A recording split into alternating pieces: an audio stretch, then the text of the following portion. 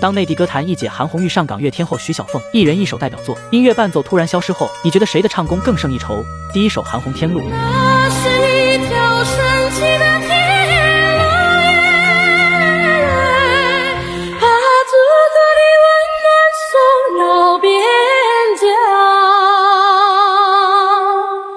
从此山不再高，路不再漫长，各自儿女欢聚一堂。第二首徐小凤《顺流逆流》。不知道在那天邊可會有盡頭，只知道逝去光陰不會再回頭。